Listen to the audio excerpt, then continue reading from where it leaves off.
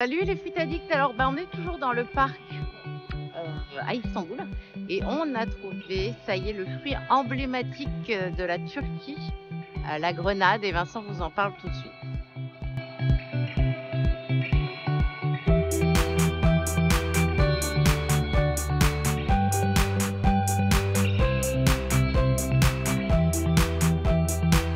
Bon, salut les fruits addicts. Alors on ne pouvait pas venir en Turquie et ne pas vous faire une vidéo sur la grenade. Voilà. D'autant que bon, la Turquie c'est un peu le berceau de la grenade. C'est une espèce qui est quand même très cultivée ici et ils ont notamment cette fameuse variété Ikaz qui est une référence en la matière. Voilà. Donc je vais vous parler un petit peu de sa culture. Et puis Audrey fera un petit point aussi sur ses vertus médicinales et on fera une petite dégustation de ces fameuses grenades Ikaz ici dans ce jardin botanique magnifique à Istanbul. Alors on va commencer par un petit peu de taxo. Donc on est sur le genre, c'est Punica granatum, ça c'est le nom de l'espèce. On est dans la famille des Lytracées, anciennement Punicacées. Voilà, donc c'est une espèce de fruit qui est quand même très ancienne. C'est peut-être un des plus vieux fruits qui est cultivé. On a aujourd'hui une aire de répartition qui s'est très largement étendue avec des variétés qui correspondent un petit peu à chaque terroir. Donc on a pour principaux pays producteurs bien entendu la Turquie, l'Israël, mais aussi maintenant des régions, enfin des pays comme l'Espagne par exemple, qui ont développé pas mal d'espèces. On pense notamment à ces variétés Moyar de Leche, mais aussi Tenga. Et donc on a aussi ces variétés en Nouvelle-Calédonie. Nous en tout cas on a un parc à bois qui comprend 5 variétés différentes, donc 2 variétés espagnoles, la fameuse Wonderful qui est le cultivar israélien qui est cultivé un petit peu partout, notamment aux États-Unis pour faire tout ce qui est jus de fruits. Et puis on a ce cultivar turc Ikaz, on a aussi sur la propriété, on le multiplie. Voilà. Alors on s'aperçoit après que bon, la grenade, certes elle se cultive dans de nombreux endroits, mais nous ici, nous en Nouvelle-Calédonie, il faudra quand même choisir un environnement qui lui est adapté, à savoir ça adore des expositions ensoleillées. Ça peut s'adapter à une large variété de sols, même des sols lourds, mais on s'apercevra que dans ces sols imperméables, hydromorphes, les arbres ne feront pas de vieux os. Voilà. Et les fructifications seront assez aléatoires. Pourquoi? Parce qu'en fait, ça va quand même préférer des sols drainants, riches et humifères. Donc il faudra, même si c'est vrai que ça peut supporter le bord de mer, ça peut supporter des environnements, des sols salins, ce qui est quand même rare pour des fruitiers. C'est vrai que ça va supporter tous ces environnements-là, mais si on veut avoir des belles fructifications et des beaux arbres, on essaiera quand même de trouver un environnement avec des sols limoneux, des sols riches et humides. Parce que pour avoir des beaux fruits, il faudra de l'eau. On a tendance à croire un peu comme le figuier, que ça va supporter ces environnements secs, c'est vrai, ça va les supporter, mais si on veut avoir de belles fructifications, il faudra irriguer et qu'il y ait de l'eau au niveau du sol. Voilà, donc alors qu'est-ce qu'on peut dire après au niveau de sa taille, de sa culture? Est-ce qu'on le taille? Oui, alors c'est indispensable. Alors, on a plusieurs façons, surtout si on veut cultiver ça à des fins commerciales. Soit on va les tailler en forme d'arbre, en faisant... Alors nous on déconseille ça et je m'aperçois qu'ici en Turquie, en tout cas les quelques grenadiers qu'on a pu voir, ils les laissent en fait en forme la forme naturelle, c'est-à-dire c'est une forme buissonnante.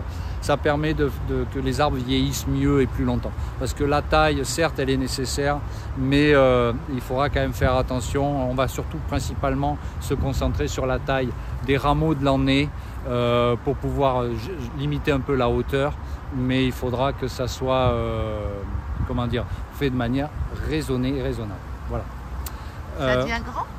Alors on peut, comme je disais, par rapport à la taille, on peut donc limiter, et il faut limiter la hauteur de ces arbres pour qu'on puisse ramasser les fruits un peu à hauteur.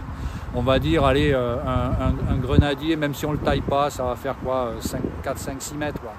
Donc l'idée, nous, c'est de les tailler à 3-4 mètres, pas plus. Ça fructifie au bout de combien de temps? Alors, ça va fructifier au bout de 3 à 4 ans. C'est intéressant d'ailleurs que tu parles de ça parce que la technique de multiplication, donc on va éviter de multiplier ça par graines. Parce que même si l'espèce est auto-fertile, ça reste quand même une... on appelle ça, la grenade, elle est monoïque. C'est-à-dire que sur un arbre, on va avoir des fleurs mâles et des fleurs femelles. Okay, d'où l'intérêt d'avoir plusieurs grenadiers, parce que la pollinisation croisée, même s'il y a les deux sexes sur le même arbre, ça favorisera quand même une meilleure fructification. Le problème, c'est qu'à partir de cette pollinisation croisée, on aura bien entendu un manque de fidélité. Donc c'est-à-dire si vous avez un fruit qui vous plaît avec les pépins, il y a peu de chances pour que vous obteniez la même chose. Par contre, ce qui marche très très bien, et c'est comme ça qu'on multiplie la grenade, c'est le bouturage. Voilà. Donc là, on part soit sur des rameaux de l'année semi-aoutés, soit sur, c'est mieux, des branches de 2 ans. Voilà, on va partir sur des, tu vois, on va partir sur des rameaux comme ça. Voilà, tu vois, on va couper ça. On va faire en sorte qu'il y ait 6 yeux. Donc là, vous voyez, 1, 2, on va tailler tout ça. On va faire des rameaux de 6 yeux et on laissera 1 ou 2 yeux à l'extérieur. Comme le figuier. Voilà, exactement. Donc ça se multiplie comme le figuier par du bouturage. Et là, on a des résultats qui sont exceptionnels. Voilà, puisque ça bouture, on va dire, tout seul. Voilà. Okay. C'est rustique? C'est rustique, ça va supporter le gel sans problème. C'est aussi pour ça qu'on a ces cultures-là qui peuvent se faire maintenant. Dans le bassin méditerranéen. Ouais, voilà. La fructification. Alors la fructification, ça va être une fois par an. On va avoir par contre une période de floraison qui va s'étendre, qui va être assez longue. Alors selon les régions, bien sûr selon si on est en Europe ou nous en Océanie. Donc nous par exemple en Nouvelle-Calédonie, on va avoir cette période de floraison qui va démarrer, on va dire, à partir du mois de novembre. On va même fin de l'hiver en fait. Fin de l'hiver, on va avoir la floraison et on aura la fructification qui va arriver avec les quelques espèces, les quelques variétés qu'on a nous sur la propriété. On aura ça à partir du mois de avril, mai. Il faut quand même bien compter 150 jours pour avoir un fruit qui soit mature. La problématique qu'on a en Nouvelle-Calédonie, et nous en particulier à la propriété, donc à la montagne des Sources, c'est qu'on a un environnement qui est quand même particulièrement humide. Et donc ce mois de mai, ça correspond à un mois qui est quand même particulièrement pluvieux. Et on a un souci d'excès d'eau qui fait qu'on a des fruits qui éclatent. C'est un petit peu la problématique de notre environnement. Par contre, en Nouvelle-Calédonie, ça c'est une espèce qu'on conseille pour planter sur toute la côte ouest. Alors ça n'empêchera pas, comme je disais tout à l'heure, qu'il faut quand même qu'il y ait une irrigation, mais c'est un fruit que je recommande tout particulièrement sur la côte ouest en Nouvelle-Calédonie. Je vous propose donc de passer avec Audrey à la Minute Naturo.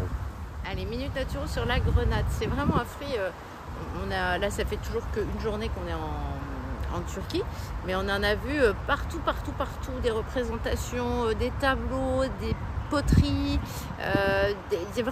c'est un fruit qui est très emblématique. Alors je regardais un peu sur l'historique, c'est un très vieux fruit, hein. Depuis 5000 ans on le retrouve dans les anciens écrits. On parle même d'une corrélation entre la pomme d'Adam qui serait peut-être même la grenade. C'est un symbole de fertilité parce qu'il y a beaucoup de graines dedans, donc c'est très prolifique. Donc voilà, c'est le sang aussi, je ne sais plus de quel personnage dans la mythologie. Bref, il y a beaucoup d'histoires autour de la grenade. C'est un vieux fruit, un fruit qui est autant symbolique que gustativement, mentalement, c'est un très beau fruit. Moi je trouve c'est un très beau fruitier.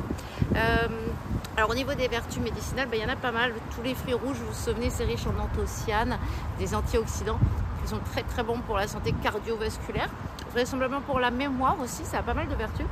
Et le jus de grenade ou l'extrait de grenade est très bon aussi en dermocosmétique, mais aussi en protection des cancers. Donc je propose la dégustation tout de suite. Allez, je ne sais pas si vous nous entendez bien parce qu'on est vraiment entre deux routes, ouais. C'est très bruyant. Tout à l'heure, il y a le muezzin qui a lancé l'appel à la prière, on avait l'impression qu'on était juste dessous, quoi. Ouais. Alors regardez, c'est d'une couleur vraiment incroyable, hein. J'ai l'impression que ça sort très rouge. Ouais, c'est une super variété là. Très belle couleur. Ils ont des super grenades ici. Donc il y a pas mal de grains dedans, ils se détachent facilement. Ouais. Alors. C'est super bon. C'est acidulé. Alors hier, on a fait... on s'est fait presser un jus de grenade dans la rue, mais il presse les graines, du coup. Fais attention. C'est amer, âpre. Oui, la graine a un petit côté amer. Ça va donner. Il faut essayer de justement de pas trop presser. Ouais. Alors que là, quand on croque, on monte. Alors, on a oublié de dire que la grenade, c'est grâce à ça qu'on fait le sirop de grenadine.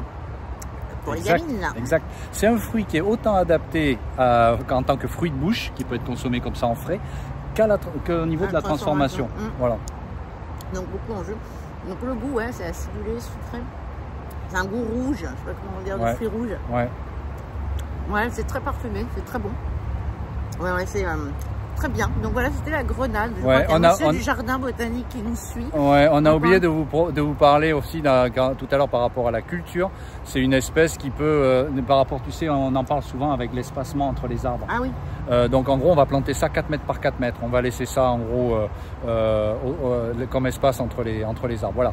N'hésitez pas si vous avez des questions, vous pouvez mettre ça en dessous dans les commentaires et on y répondra avec plaisir. En attendant, on vous dit à très vite, à très bientôt pour de nouvelles aventures ici en Turquie. C'est de la bombe. Yes. Ok. Allez, ciao, bye bye. Bye.